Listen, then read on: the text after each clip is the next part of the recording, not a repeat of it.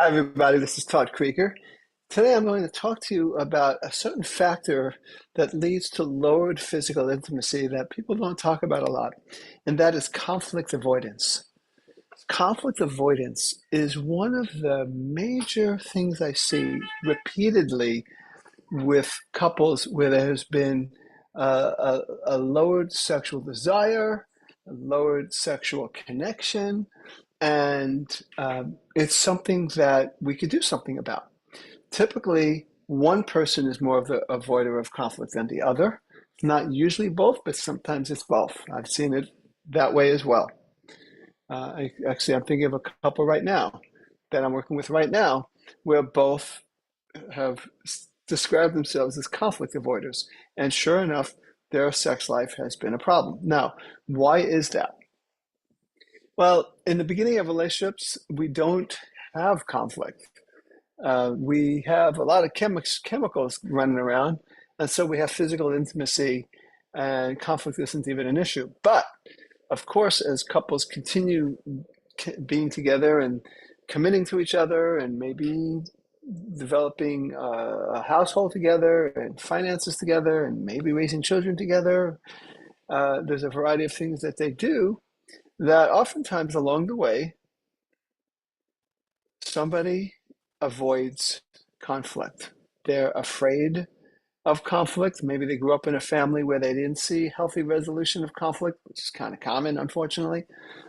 And so to this person, any kind of conflict seems like a threat. Maybe it's a threat to end the marriage. Maybe it's a threat to feel like I'm not good enough. And they're kind of walking around on eggshells a little bit. And a person who walks around on eggshells is a person whose sexual libido will shut down eventually, probably. Not always the case. I never want to speak in absolutes, but I could tell you that that happens a lot. And what I've said for many years is one of the biggest aphrodisiacs in a long-term relationship is when one person or each person has the freedom to be more and more of themselves, who they are, that they don't have to hide themselves, that they could feel safe, to be comfortable having challenging conversations, difficult conversations, making room for themselves. It's very important to make room for ourselves. To feel our sexuality, we need to learn how to be selfish. Okay, selfish is not a bad word in my vocabulary. Self-absorbed is a bad word in my vocabulary because self-absorbed means it's all about me. I'm not thinking of anybody else. But selfish is thinking about me, what I need, and what I feel. And even though thinking of others is important and being kind to a partner and loving and sensitive and generous, it's all very good. When it comes to physical intimacy, we need to be what I would say healthfully selfish. And we can't be healthily selfish if we're conflict avoiders. We tend to ignore any part of us that needs something that might create distress in the other person. We might hide our feelings that might create any kind of conflict between us with our partner. And so we're not allowing ourselves to be selfish. And when we don't allow ourselves to be selfish, we fall out of love. A lot of falling out of love is when I'm not myself. We think it's about the other person, but it's really more about me not being me, fully expressive, expressing what I want, expressing my complaints. I could express my complaints in a very kind, adult, loving way.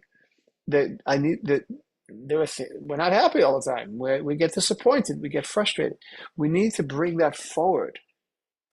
Something I've said for a long, long time is we're not selective stuffers, meaning that we can't stuff 98% of our pain, desires, even desires that are out of the bedroom, have nothing to do with sex, as well as in the bedroom, stuff anything that might create conflict, and think we're not going to stuff 98% of our sexual desire. We're not selective stuffers.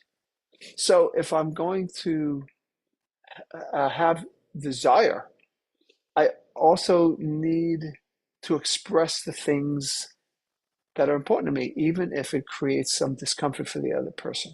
It's not necessarily our intent. I'm not saying go around trying to make your partner uncomfortable. I'm just saying that it's just inevitable. It's just the process of life that leads us to we're not the same. We're two different people.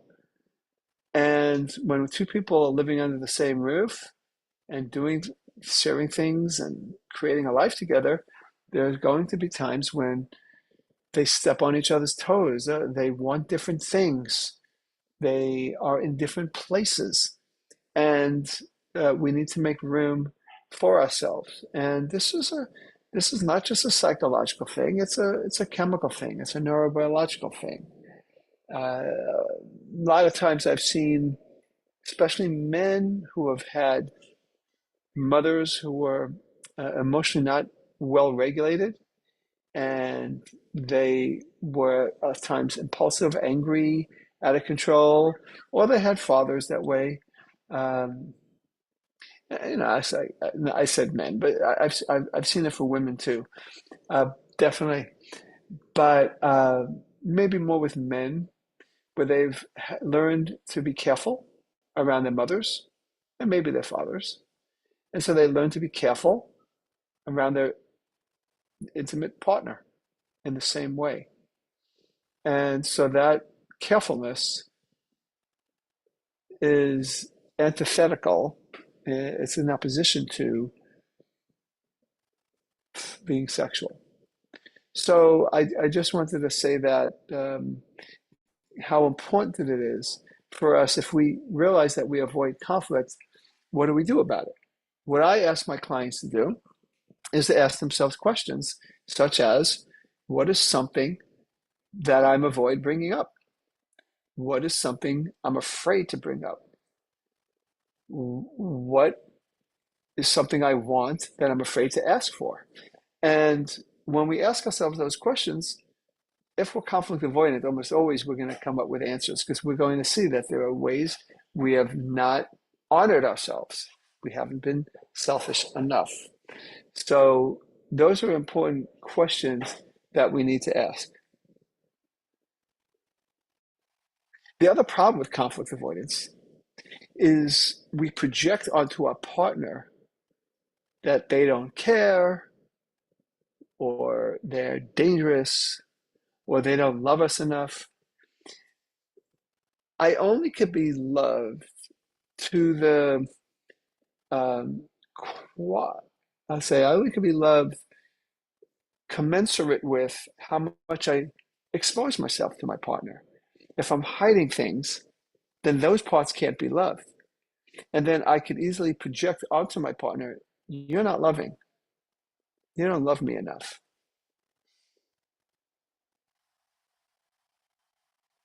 I've always felt attracted to my wife, but my attraction for her totally increased as I became less conflict avoidant and I became more selfish. So part of that's my own personal story, but I see it's epidemic among many couples. So this video is about you asking yourself, am I conflict avoidant or is my partner conflict avoidant? And if that's the case, how can I ask myself questions, or how can I ask my partner questions that encourages me or the other person to come out, to speak out.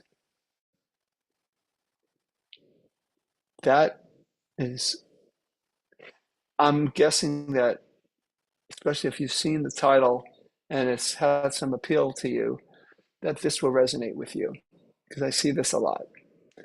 So that's what I wanted to say about conflict avoidance and physical intimacy and the connection, the inverse connection between the two. You know, the more conflict avoidance, the less physical intimacy as a general rule. The more we face our stuff and come out, usually the better our physical intimacy is. I'm not saying it's the only factor, but it is definitely an important one to consider. So thanks for listening. Thanks for watching. This is Todd Creager, making the world safe for love.